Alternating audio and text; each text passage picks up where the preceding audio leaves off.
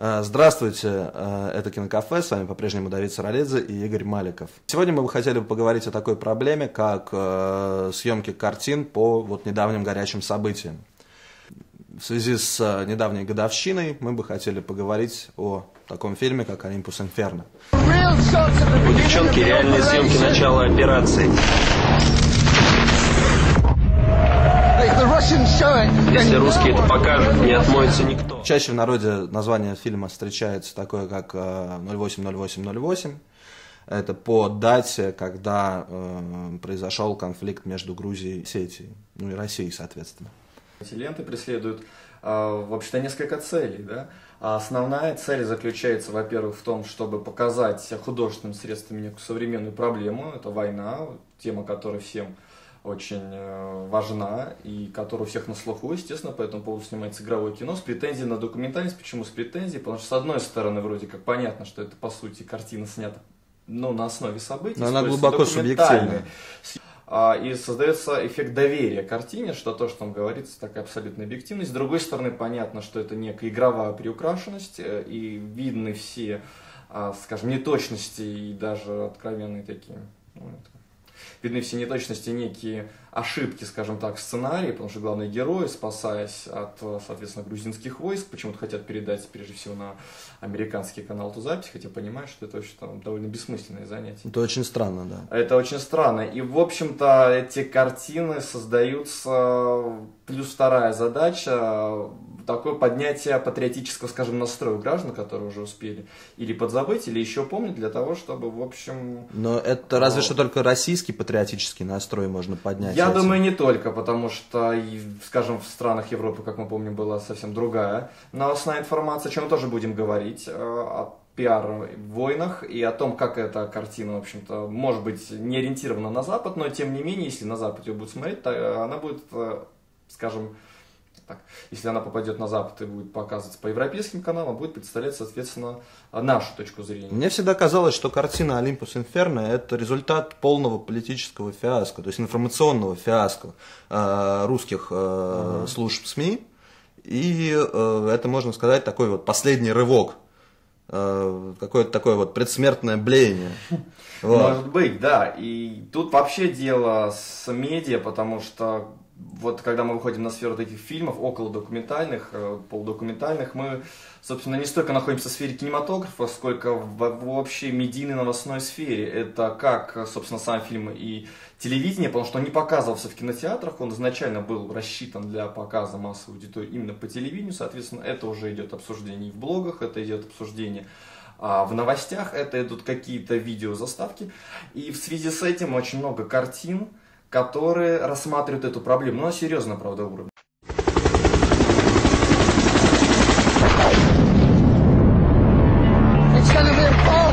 Это будет бомба. Тем более, когда в рецензиях пишут рецензии об этих картинах, очень редко рассказывают о работе оператора, о работе режиссера. Скорее, задача картины не столько вызвать интерес к самому фильму, обсудить фильм, а вызвать интерес к проблеме. Достоверность событий. Да, мы возвращаемся, и я несколько раз присутствовал на обсуждении документальных фильмов среди профессионалов, и я могу сказать, что даже профессионалы редко могут удержаться и не начать обсуждать именно те проблемы, которые поднимает фильм, а не сам фильм. И обсуждая фильм «Олимпус Инферно», я думаю, большинство людей начинают рассуждать именно о проблемах войны, о проблемах отношений, дипломатии и так далее, но не саму картину. Картина как сама по себе произведение киноискусства, кинотворчества не воспринимается. В этом, в общем-то, есть такая специфика этих фильмов. Насколько я помню, русские были не первыми, кто снял такой фильм. Были и другие попытки съемок полудокументальных, полуигровых фильмов. Например, как JFK Оливера Стоуна, такие картины, как «Падение черного ястреба». Но мы сейчас говорим, да, о неигровых картинах, которые снимаются крупных на Западе, в частности в США. Но, скажем, у нас в Советском Союзе было в 30-е годы, в 20-е даже очень популярный жанр агитфильма. Фильма, который мог обладать сначала, облекаться в игровую форму, рассказывать о каких-то проблемах или учить чему-то. Типа «Фитиля»?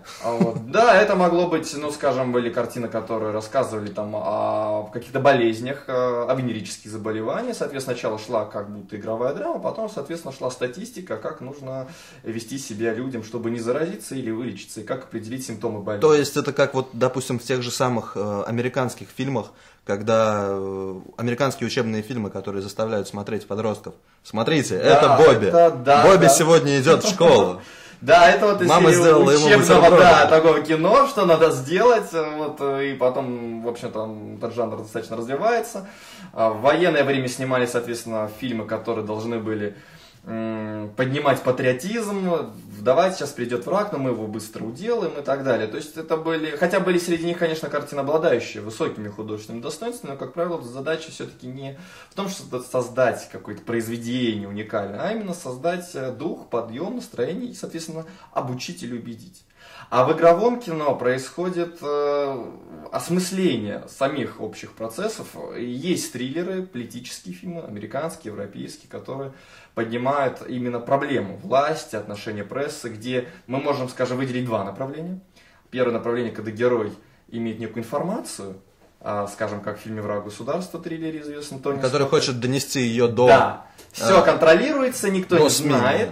Есть герой, у которого есть эта правда, и если она попадет на телевидение, то значит все узнают правду. И прямо противоположная точка зрения, ну не точка зрения, а сюжет, скажем так, который выражен наиболее ярко в фильме «Хвост виляет собакой». Это прежде всего стратегия. Стратегия – вот что такое работа продюсера. Это как сантехник. Именно как сантехник. Делаешь свое дело, и никто ничего не замечает. И только когда сантехник ошибается, кругом все оказываются по уши в дерьме. А когда, наоборот, создается властью некая искусственная среда новостей, то есть новости врут, создаются искусственные события, войны, которой нету, как, в общем-то, есть философская доктрина Бодрияра о том, что война в Ираке это была виртуальная война, потому что мы увидели только по телевизору. Мы ее знаем исключительно из новостей, мы не знаем, что было на самом деле. И все современные войны это телевойны, это новости, войны, которые ведутся через средства массовой информации. То есть мы уже не знаем, какая правда. И эти две, вот, на самом деле, взаимоисключающие позиции новости, всегда говорят правду, мы им верим. С другой стороны, новости абсолютно искусственная среда, которую может создать любой человек, как любой человек может создать сайт, блог в интернете и говорить все, что он думает по этому поводу. Получается, что вот фильм «Олимпиус Инферно» в этом плане как раз наиболее интересен. То есть в подобных фильмах есть две крайности. Я попробую разжевать. Да. Есть две крайности. Есть крайность такая, то есть это по сути это та же самая теория заговора, да. То есть в некоторых фильмах СМИ несет позитивную миссию, то есть оно доносит до человечества правду о том, как их обманывает государство. Другая же крайность это когда СМИ является орудием скрывания правды, той же самой. Да, ну, собственно, прямо в «Олимпус Инферно», то есть это вот второе скорее, нежели первое. «Олимпус Инферно», да, это второе, где, хотя видно, что тоже новости все куплены, что идет неправильная информация, но здесь еще такая интересная проблема заключается в том, что вроде как фильм «Агитка», если бы это была агитка, то она либо внесет патриотизм, первое, а второе, несет некую информацию, которую человек не знает, или, скажем так, сомневается. Когда мы смотрим некие американские картины, а вот, скажем, последний фильм Пола Гринграсса «Не брать живым», где рассказывается, что США не нашли в Ираке ничего опасного, есть герой, который несет эту правду, мы это воспринимаем как нечто само собой разумеющееся, мы это знаем, нам это по новостям говорят. В США гораздо меньше говорят об этом. Для американцев это действительно смелый шаг. И поэтому, когда мы смотрим зарубежные картины, мы должны отдавать отчет в том, что то, что для них является открытием, для нас открытием может не являться. А что, если мы пытаемся выбить для президента Нобелевскую премию мира? Наша работа заканчивается в день выборов. А все-таки? Просто для симметрии? Вот именно. После того, как Киссинджер получил премию мира, я бы не удивился, если бы мне сообщили, что я взял первый приз на скачках. Это да, но президент действительно установил мир. Да, но войны не было. Это еще большее достижение.